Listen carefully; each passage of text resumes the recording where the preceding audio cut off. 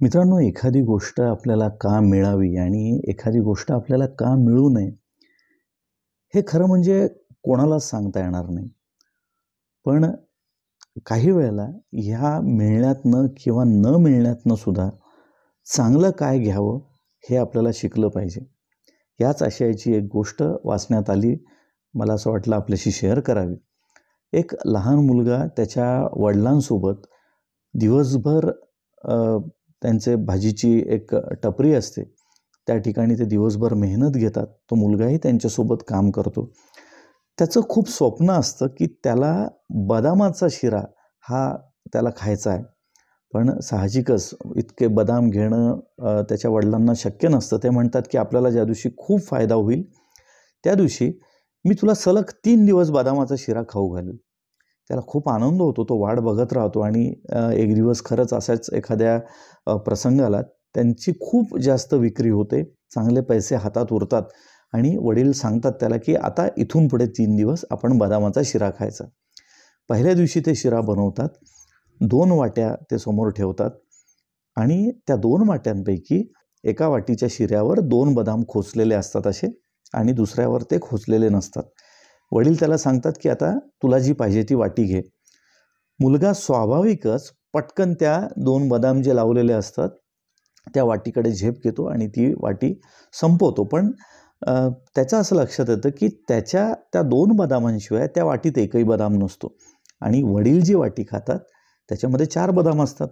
त्याचा खूप संताप येतो. त्याला स्वतःवर खूप राग येतो, की अरे मी ती दुसरी वाटी का नाही घेतली? दुसऱ्या दिवशी वडील पुन्हा 2 वाट्या ठेवतात. पुन्हा 2 बदाम एकात लावलेले आणि एकात लावलेले नसतात. ते म्हणतात, तुला पाहिजे ती घे. तो पटकन मागच्या कालच्या अनुभवानंतर तो पटकन ती बदाम वर ज्याला लावलेले नाहीत ती वाटी घेतो आणि पटापट संपवायला लागतो. त्याच्या असं लक्षात येतं, की आतमध्ये एकही बदाम नाही. पुन्हा तो प्रचंड मनस्ताप करतो. खूप संताप येतो त्याला स्वतःवर. तो म्हणतो, आता काय करायचं? तो तसाच रात्री झोपी जातो. तिसऱ्या दिवशी वडिलांनी सांगितलेलं असतं, 3 दिवस आपण बदामाचा शिरा खायचा आहे. तिसऱ्या दिवशी पुन्हा वडील तेच करतात. एकात 2 बदाम लावलेले, एकात नुसतीच वाटी. यावेळेला तो शांतपणे वडिलांकडे बघतो आणि त्यांना म्हणतो, की बाबा, तुम्ही घरात मोठे आहात. मला तुमचा पूर्ण आदर आहे आणि आज मी असं ठरवलं, की तुम्हाला जी योग्य वाटेल ती वाटी तुम्ही मला द्या. मग वडील ती ज्याच्यावर काही खोचलेलं नसतं ती वाटी त्याला देतात. त्याला त्याच्यामध्ये 8 बदाम लागतात आणि वडिलांच्या ह्याच्यात जे वरचे 2 फक्त बदाम असतात तेच असतात.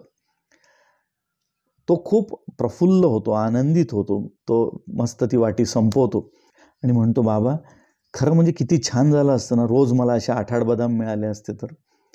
तर वडील शांतपणे त्याच्याकडे बघतात. त्याला म्हणतात, बाळा, आयुष्यात आपल्याला हेच शिकायचं आहे. रोजचा दिवस हा सारखा नसतो. पण कुठल्याही परिस्थितीमध्ये 3ही दिवस तू आनंदी राहू शकला असतास. त्याला खूप आश्चर्य वाटतं. तो म्हणतो, बाबा, कसं काय? ते म्हणतात, हे बघ, पहिल्या दिवशी तू तुझ्या हातून त्या 2 बदामाची वाटी निवडलीस. तुला कमीत कमी 2 बदाम खायला मिळाले.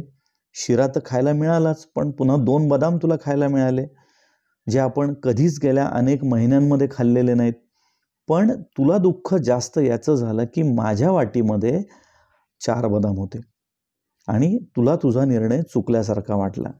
खरं म्हणजे तुझा निर्णय हा बरोबरच होता, कारण तुलाही 2 बदाम मिळालेलेच होते.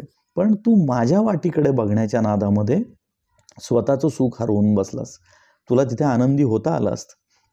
दुसऱ्या दिवशी मागच्या अनुभवानंतर तुला असं वाटलं, की ह्या वाटीमध्ये कालच्यासारखे बदाम असतील जे तुला मिळाले नाहीत आणि तुला यातून शिकवण ही घ्यायची आहे, की आयुष्य रोज नवीन आपल्याला धडे देतो आणि त्या धड्यातनं आपल्याला काहीतरी रोज नवीन शिकायला मिळतं आणि ह्या नवीन शिक्षणाचा आनंद खरं सांगायचं तर तू त्यावेळेला घ्यायला पाहिजे होतास.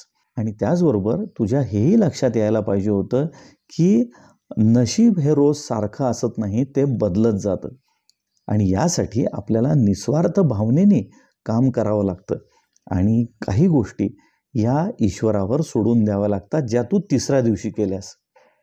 तू त्या दिवशी कुठल्याच स्वार्थामध्ये नव्हतास. तुझ्या नशिबावर तुझा विश्वास नव्हता, पण कदाचित माझ्यावर होता.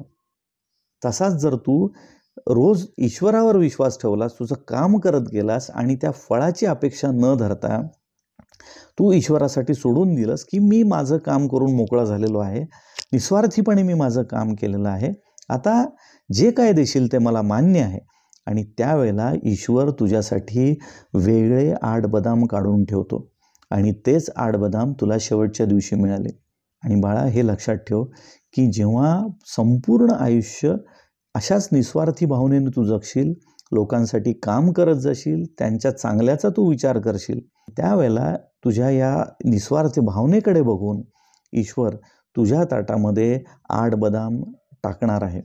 ते आज मिळतील, उद्या मिळतील, परवा मिळतील माहिती नाही, पण सरतेशेवटी ईश्वर तुझ्यावर प्रसन्न राहणार आहे, हे लक्षात ठेव.